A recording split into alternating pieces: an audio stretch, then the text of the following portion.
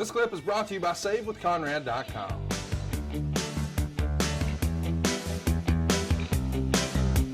So listen, it's a big moment.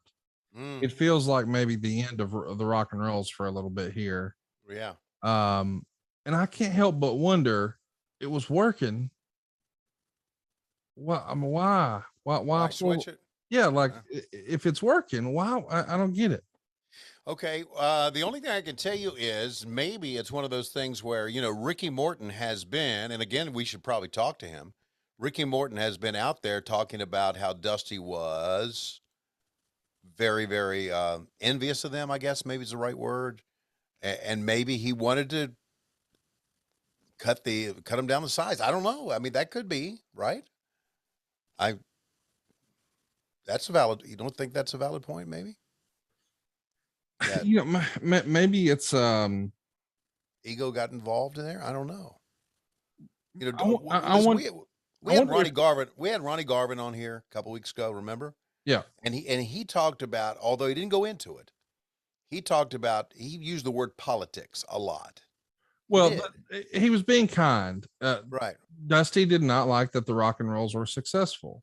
Right. It's one of those deals where you hear people say things like, hey, what's that old cliche? Flair even used to say it on TV. You want to hear your friends are doing pretty good, but not better than you.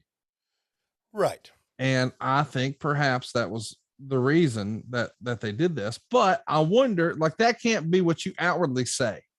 Like, if Dusty was legitimately jealous of the attention they've gotten as top baby faces, then you can't just come out and say, no, and then they're going to lose, baby, because they don't like that they got too over. You can't say that out loud. Right. So instead, there has to be another rationale. And I wonder, do you think that was presented as, well, hey, maybe we should just let them chase? Like, because for years, the WWF was a babyface territory. So It was Bruno, it was Hulk Hogan, it was Bob Backlund, and they took on all comers. They had to have a heel factory for Hulk Hogan, right? Right. Sure. So just a different opponent every week or every month, and he beat them 1, 2, 3, and we're on to the next one. Right. But the WWF had a different approach to the NWA. The NWA, like you've seen with Rick here, he's been a heel this whole time. He's been the champ most of the time, and there's always someone gunning for him. Right. So if you're a new baby face or a top baby face or whatever, and so I think it's just a difference in philosophy, but I wonder if that's what the way Dusty presented it, because I couldn't come up with a good reason. And don't get me wrong, I love me some Ravishing Rick Rude. He's going to go on to become one of my favorite characters in the history of professional wrestling. But him and Manny as a tag team, I didn't love it. What did you think of them as a tag team? I know I didn't. I remember them as a tag team, and I didn't love it either. You know what? It seemed like they were just a team thrown together. Yeah. They weren't established like the Andersons. Of course, I don't know where Ole is in the scheme of things here now. Ole was so, in and out so much. But I mean, they weren't a team like the Rock and Roll Express. They weren't an established team like the Road Warriors. We had plenty of those. They brought in these two guys and just all of a sudden grouped them together. And all of a sudden, after they grouped them together, like for how many weeks? 2 weeks now prior to this, all of a sudden they're the World Tag Team Champions. I can't explain it. Maybe Dusty really liked Ravishing Rick Rude and wanted to elevate him as a champion. I don't know. I'm not disparaging Manny Fernandez because Manny was a great worker, but it's really hard to explain why this happened. The guy had the Russians, and I know they're the U.S.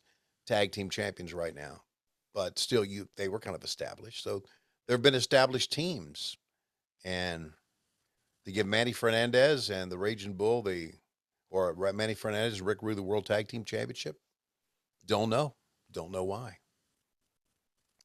And not only that, sadly for us, it's kind of put Pistol Pez Watley, Shaska on the shelf, because Paul Jones' focus now is not Watley and the Barbarian, or as Paul Jones used to call him, the Ballbarian.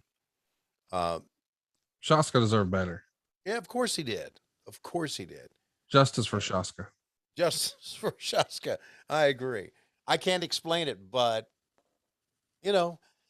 again, we're moving into the year that the house started to crumble. So maybe this is one of those parts of it. Started to crumble. Well, we hope you guys have not crumbled like Tony Schiavone's hopes and dreams did for the Georgia Bulldogs, as Alabama and Nick Saban and Bryce Young personally stomped a mud hole in it and walked it dry. Arn Anderson is still not speaking to me. I'm sure. But we hope he's finally got up from his fall on Wednesday and he'll be back later tonight on Dynamite. And right now, Tony, it feels like it's about that time.